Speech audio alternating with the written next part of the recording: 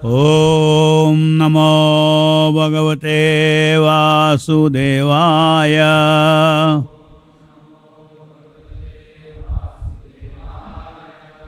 Reading from Srimad Bhagavatam, 4th Canto, Chapter 20, Text number 9. Yaswadharmena mam nityam nirashihi shraddhayanvitaha bhajate shanakaistasya manorajan prasidati. Translation purport by Srila Prabhupada ki jai. The Supreme Personality of Godhead, Lord Vishnu, continued. My dear King Prithu, when one situated in his occupational duty engages in my loving service without motive for material gain, he gradually becomes very satisfied within. Purport. This verse is also confirmed by the Vishnu Purana. Occupational duties are known as Varnashrama Dharma and apply to the 4 divisions of material and spiritual life, namely Brahmana, Kshatriya, Vaishya, Shudra and Brahmacharya, Grihastha, Vanaprastha and Sannyasa. If one works according to the Varnashrama Dharma system and does not desire fruitive results, he gets satisfaction gradually. Discharging one's occupational duty as a means of rendering devotion service unto the Supreme Personality of Godhead is the ultimate goal of life. Bhagavad Gita confirms this as a process of karma yoga. In other words, we should act only for the satisfaction and service of the Lord. Otherwise, we will be entangled by the resultant actions. Everyone is situated in his occupational duty, but the purpose of the material occupation should not be material gain. Rather, everyone should offer the results of his occupational duties. A Brahmana especially should execute this occupational duty not for material gain, but to please the Supreme Personality of Godhead. The Kshatriya, Vaishya and Shudra should work in a similar way. In this material world, everyone is engaged in various professional and occupational duties. The purpose of such activity should be to please the Supreme Personality of Godhead. Devotion service is very simple and anyone can adopt it. Let one remain what he is. He need only install the deity of the Supreme Lord in his house. The deity may be Radha Krishna or Lakshmi Narayana. There are many other forms of the Lord. In this way, a Brahmana, Kshatriya, Vaishya, Shudra can worship the deity with the results of his own honest labor. Regardless of one's occupational duty, one should adopt the devotional means of hearing, chanting, remembering, worshipping. Offering everything to the Lord and engaging in His service. In this way, one can very easily engage himself in the service of the Lord. When the Lord is pleased with one's service, one's mission in life is fulfilled. Thus ends the Bhaktivedanta purport. So the Supreme Lord continues to give His discourse for the benefit of Prithu Maharaj and all the assembled rishis, and also for the future for all of us. Yesterday we saw how he explained, the Supreme Lord explained that Atma and Paramatma, the knowledge of the Atma and Paramatma, which is that Atma is engaged always in a relationship with Paramatma through his activities with this body as an instrument. Paramatma as a Supreme Lord, being seated in our heart, is not entangled in any of the activities that we do, but the living entity is entangled in eating the fruits from the same tree. Fruits means material gain, extract pleasure out of this bodily senses, extract social gratification with the belief that I am the person of this body. If the body person, that is a false ego, gets name, fame, that is my real ego's name, fame.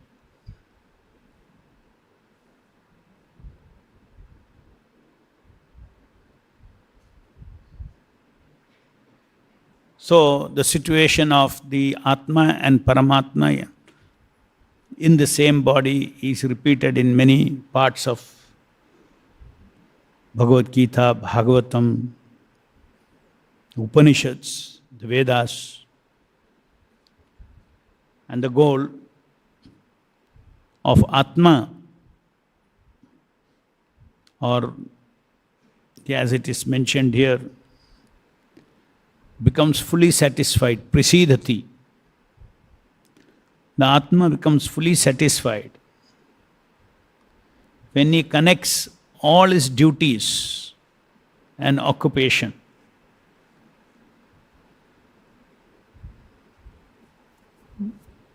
Whether he is Brahmana, Kshatriya, Vaishya, Shudra, or Brahmachari, Grihastha, Vanaprastha, Sannyasi. Nobody can keep quiet even for a second. We are always acting.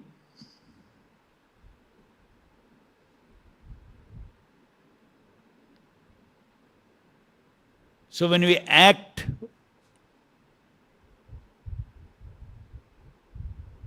for the benefit of the body or bodily identity, when we act for gross sense gratification or subtle sense gratification, then we completely forget our relationship with the Supreme Lord.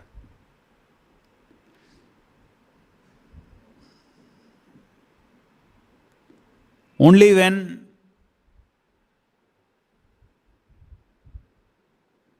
you are a Vaishnava, Brahmachari, Vaishnava Grihastha, Vaishnava Vanaprastha, Vaishnava Sannyasi, then only you are, because Vaishnava means you have turned your face towards Vishnu, Paramatma.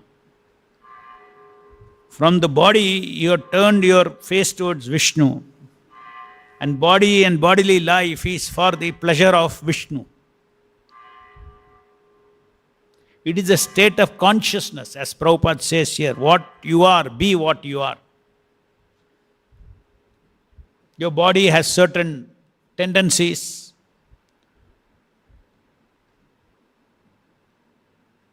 According to your gunas, certain material tendencies are classified as varnas.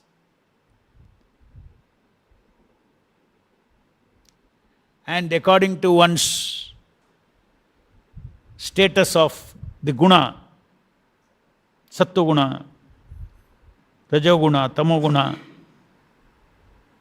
spiritually also one is at different stages of the body. The body is in different combinations of gunas.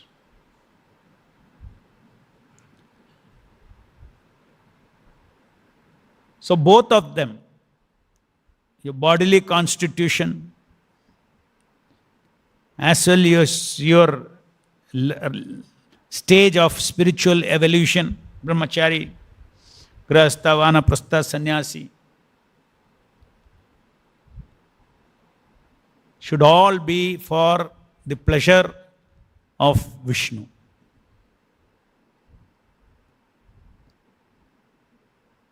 Often this question arises, especially for congregation devotees. How can I connect my office work? I am working for a material boss. And Prabhupada is giving that answer here, that while doing your occupational duty,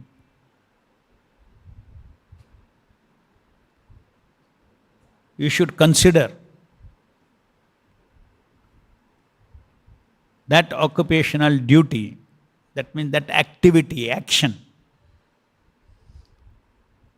your actions to perform those activities is my yajna. In other words, my consciousness should be that Krishna has put me in this situation. There is nothing without Krishna's control. The whole existence is going according to His. He is aware of the entire existence. Even though today the society is not classified as varnashrama, all occupations are topsy-turvy. Still, the whole varnashrama system may not be there, but as far as individual is concerned, those qualities are there, are classifiable. In fact, according to one's qualities, whether varnashrama system is there or not, individual human being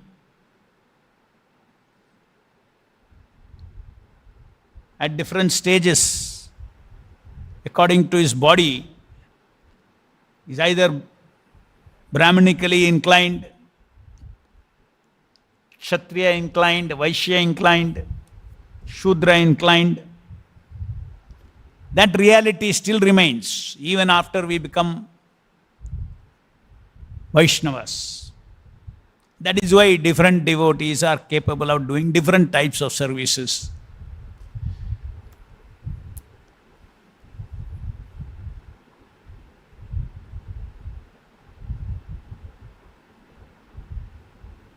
So according to the different nature of the devotees, they are also engaged in their particular services.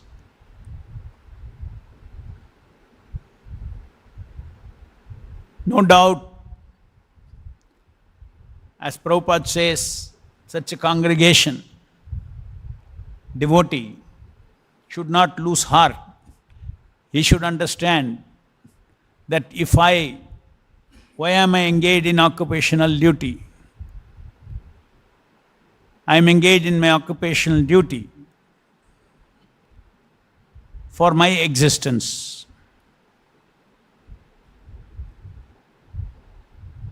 And my existence should become Krishna conscious. Prabhupada gives the hint that you should establish deities in your home. Existence means in the home. So you should have deities in your home. So to maintain the home, you have to go and engage in occupational duties. You may have to work for a material boss.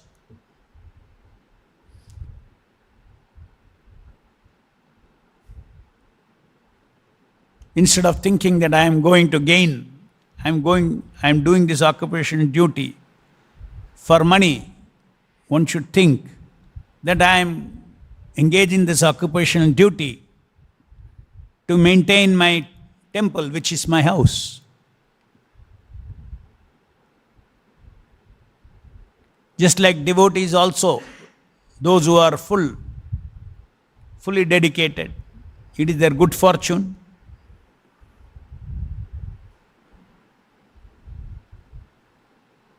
To get that opportunity to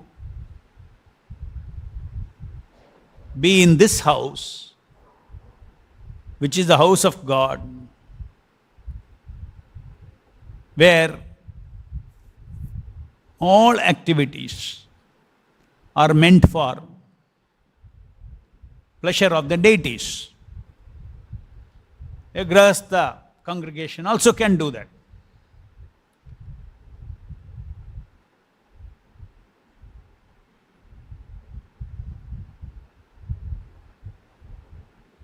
We try to expand the glories of Krishna, glories of the Supreme Lord, staying in this house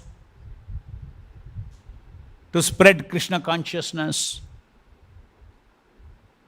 In the same way, a congregation, Grahastha, also should focus on the deities. No doubt, zero level is subsistence. You're doing occupation duty for subsistence. But if your occupational duty produces more money than what is required for your subsistence, then we should engage that in spreading Krishna consciousness. So, no doubt, zero level is subsistence. Very simple, just like you see this temple also. First level of subsistence is what? This temple also has to pay electricity bill, security, home, housekeeping. This is the first choice. If collection is not enough for that, then we'll first focus to see that the temple is maintained, right? After maintained, then you spend money for further prasad distribution, this thing, so many things. I'm just explaining this because Prabhupada's this statement, if one works according to the Varnashrama Dharma system and does not desire fruitive results, he gets satisfaction gradually. Prabhupada is again describing discharging one's occupational duty as a means of rendering devotional service. See, occupational duty. Suppose you are a software engineer. You should discharge one's occupational duty as a means of rendering devotional service. Which means, first is to maintain my home, which is a deity's home. Deity is the Lord of my home. My home is a temple. And my family members are all members of the deity, of the home. I have a responsibility for them. Then one executes those responsibilities using the occupation as a means.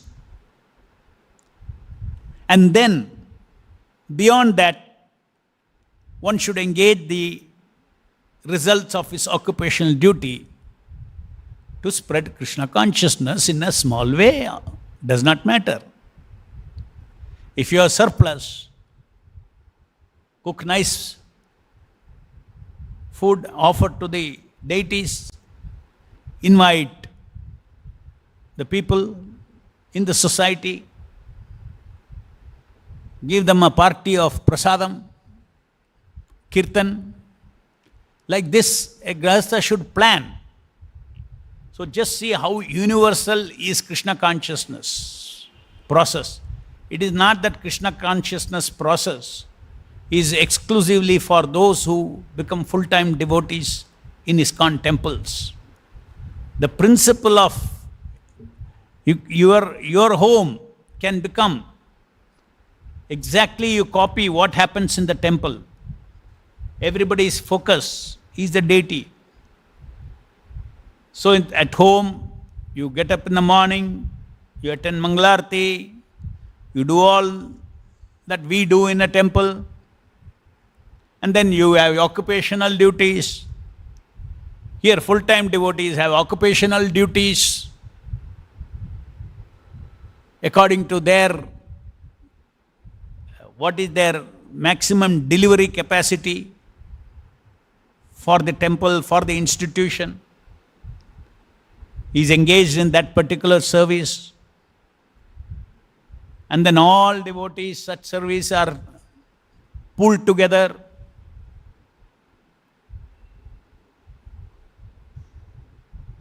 Then we first maintain the temple. Then we focus on our occupational duty, our capacities as Brahmana, Kshatriya, Vaishya, Shudra is directed towards spreading the glories of the Lord, that is preaching. As an institution, a congregation Grihastha can do the same thing as an individual. The only difference is a temple like this is a very concentrated activity because it's an institution and there is synergy of lot of devotees coming together to preach Krishna consciousness. But the principle is same. So we should note this. Prabhupada is giving solution here. He's writing here that devotion service is very simple and anyone can adopt it because the principles of Krishna consciousness is the highest principle of existence. It has to be universal. It cannot be simply applied only for those who are in the institution of ISKCON. It goes beyond that. The whole world can become Krishna consciousness by following the principles given by Srila Prabhupada. See how Prabhupada writes. This is important for full-time devotees to understand that only they can do devotion service, congregation cannot do. It is tough for the congregation. But if they are mirroring what is happening in a Prabhupada's temple, in their home, then they are part of Srila Prabhupada's ISKCON movement. Devotion service is very simple and anyone can adopt it. Let one remain what he is. He need only install the deity of the Supreme Lord in his house. The deity may be Radha, Krishna, Lakshmi, Narayana. In this way, a Brahmana, Kshatriya, Vaishya, Shudra can worship the deity with the results of his honest labor. Regardless of one's occupational duty, regardless of one's occupational duty can be Brahmana, Kshatriya, Vaishya, Shudra. Regardless of the occupational duty, one should adopt the devotional means of hearing, chanting, remembering, worshipping, offering everything to the Lord and engaging in His service. As we explained, that there is a spiritual part and there is an occupational part. We also have that part in a temple. Occupational part and a spiritual part. And the morning sadhana is our spiritual part. Then we engage in various service, that is our occupational part. In this way, one can very easily engage himself in the service of the Lord.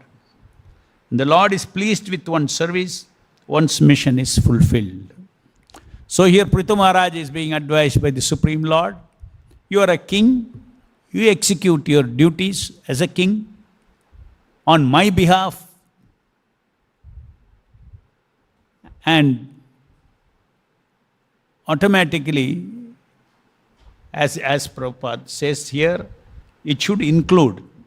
It's not that a king also should have sadhana. So there is a spiritual part that is there, and the occupational part is supporting it. Occupational part, when we engage the occupation for my spiritual gain, it becomes karma-free occupation. Whenever we do some work in this material world for any gain, it is called fruitive activity and it creates karma. So devotion service is ultimately meant for making us completely free from karma, which is opposite of devotion service. Devotion service means activity for the pleasure of Krishna.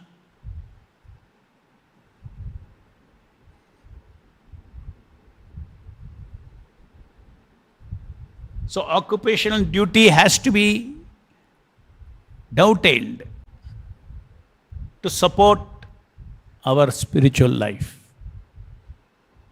When occupational, that is the answer. If you are a software engineer, you should not think that, look, now I am doing karma. If you are focusing on the structure that Prabhupada has given to make your house a temple, engage all the members of the house to spend time in Shravanam, Kirtanam, the 9 process of devotion service, especially in a beautiful package of morning sadhana as given by Srila Prabhupada, then to support that system, you are engaging in occupational duty, it becomes free from karma, even if you are doing software activity. Of course, any surplus is there, you should engage it in Krishna's service, not for further sense gratification. So a beautiful protocol of life is given by Srila Prabhupada that can be adopted by anybody, not necessarily within the formal institution of ISKCON. Your house becomes, if Prabhupada is the center of your house, Prabhupada's teachings is the basis of your house, then that is, you become part of a broader spiritual ISKCON, not the formal ISKCON, spiritual ISKCON. Because Prabhupada is the founder, Acharya of ISKCON. His temples alone are not ISKCON. One should have a broader concept. Anybody who makes his house run in the form of a ISKCON temple, then automatically, spiritually considered, his home also is ISKCON. The International Society for Krishna Consciousness wants to spread every town and every village.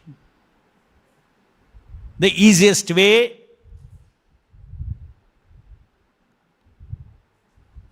a temple in every town and village is to have, just convert the existing houses into ISKCON temple, non-formal ISKCON temple, where all the spiritual part of it that Prabhupada taught is followed in that home. It becomes temple. And opportunity to preach is there. A big temple will preach in a big way. Just like one big temple is preaching to thousands of people in this place, in this in the Bangalore city. 10,000 people are coming for darshan every day. That is in a big way. It's a big ISKCON, formal institution. As I said, high synergy of so many full-time devotees, 100, 200 full-time devotees, synergic effort is running this temple. And the beneficiary is in tons of 10,000s every day. That's fine. But every town and village, if it has to happen, then even a small home in a village adopts all the principles of Krishna consciousness, then Srila Prabhupada's ISKCON is expanding, and that is the way to fulfill Lord Chaitanya Mahaprabhu's and Srila Prabhupada's mission. And that way, when many homes in a particular village becomes small ISKCONs, then to integrate all of them, then in that village, the formal ISKCON can open a temple to bring synergy among all those people. Then it becomes a community.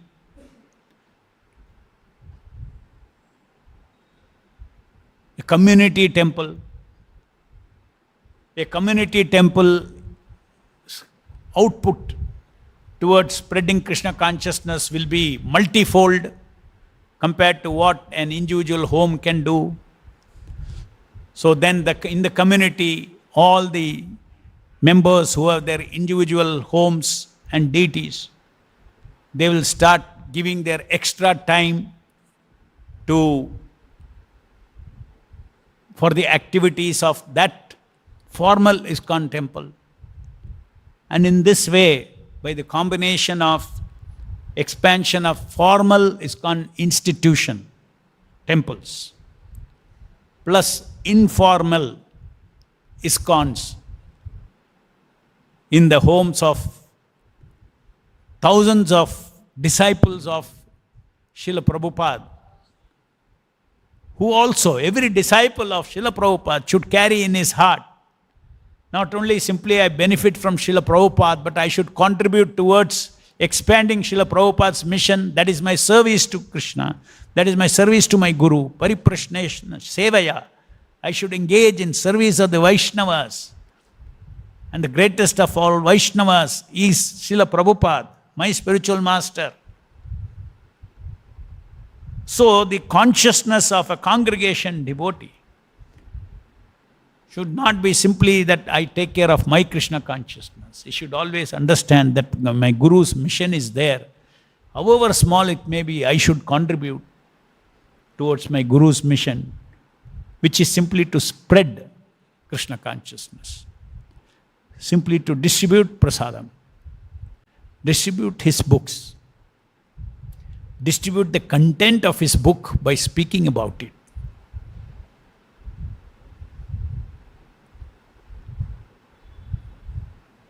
And this is a way to spread Krishna consciousness as Prabhupada has envisioned. Any questions? It's a very practical purport. Prabhupada is given very significant statements which are universally adoptable by devotees who become Prabhupada's disciples in contributing. It's not only the formal ISKCON institution that can contribute to Guru's mission, but each home, when it is spiritualized, then it also becomes an informal ISKCON expansion.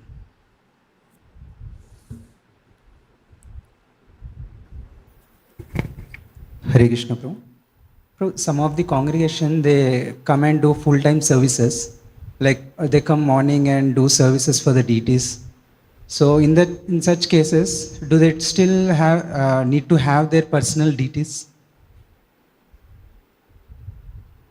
And if the congregation are coming to the temple and they are engaging in morning sadhana and all, do they have to have deities in that home? They can have the picture of the deities at home of the temple.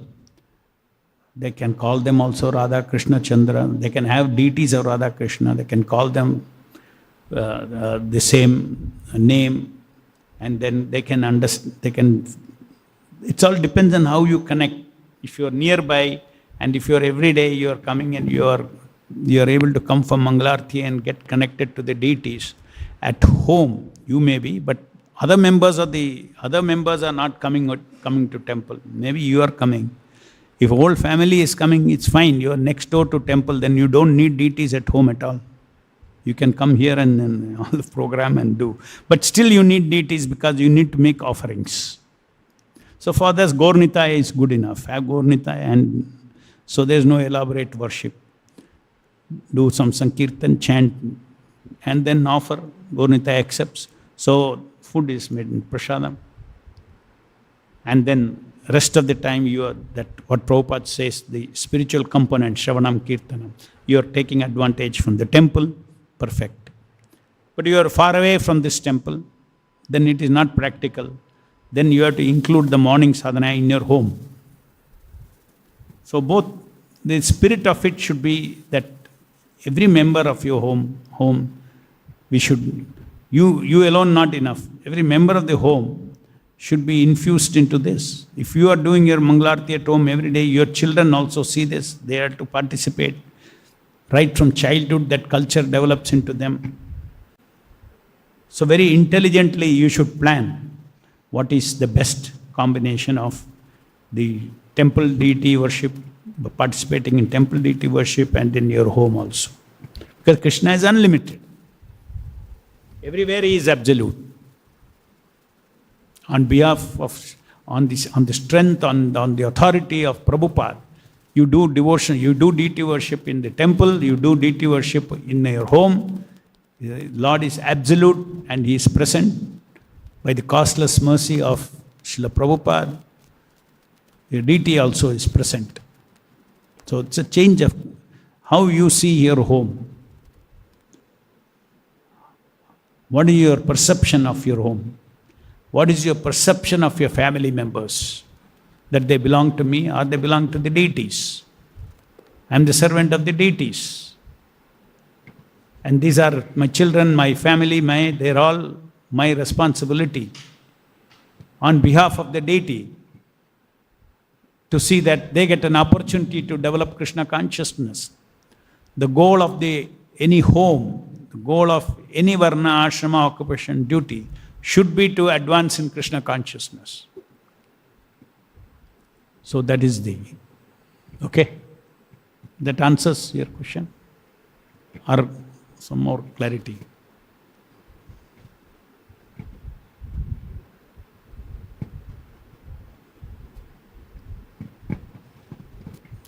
Sometimes when you hold your mic close, you cannot hear the question.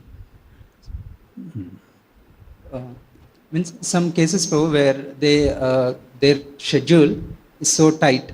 Their schedule is so tight that early morning they have to go for offices, and means evening they'll come and engage in the services in the temple. So in such cases, again having their deities and worshipping the deities may be practically sometimes may be difficult. In home also. Yes. In home itself. Yes. Yeah. Yes. Whatever it may be, the world has not gone so bad that they ask you to come 6 o'clock for work. Fortunately. Eventually maybe it works. Normally everywhere work starts at 10 o'clock. So definitely you have got from the time of waking till 10 o'clock, it is in your hands. Many things are in your hands. And also nobody makes you work beyond 8 hours. Normally. 90%. 10% are called team leaders. They give extra money and they take your time till 8 o'clock, 9 o'clock in the night. When you come back, your children have already slept. So they hardly get any interaction with the parents. So they're horrible life. But if one desires limited occupational duty, limited to 8 hours, Krishna will definitely provide that. Your situation will change soon. Your sadhana is so powerful. Your chanting is so powerful. Holy name is so powerful. If your perspective is very clear, and if you are frustrated and praying for time for your spiritual life, For my survival, my occupational duty itself is going 15 hours, 16 hours. So bad my karma is.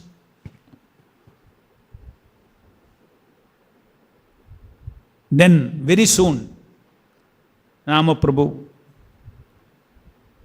will change your situation. That is for sure. We have experience of so many congregations.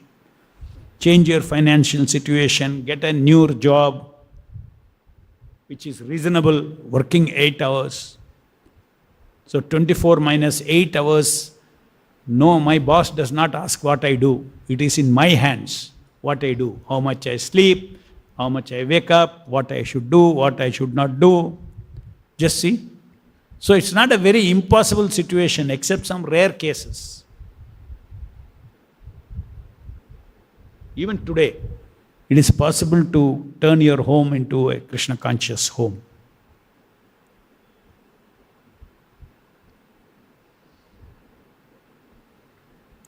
Women will say, I have to do this, I have to prepare the children for school, all those things. So all becomes part of your occupational duty. And then afterwards, many grahastha ladies, they say that after all that, after everybody goes, I am free. Then they chant their 16 rounds. It's also perfectly, it's adjustment. You do that adjustment. Still, you wake up, let us say 5 o'clock, in 5 hours. You don't need 5 hours to prepare the children. Still you can chant 8 rounds in the morning. We have created a condensed morning sadhana program, recorded.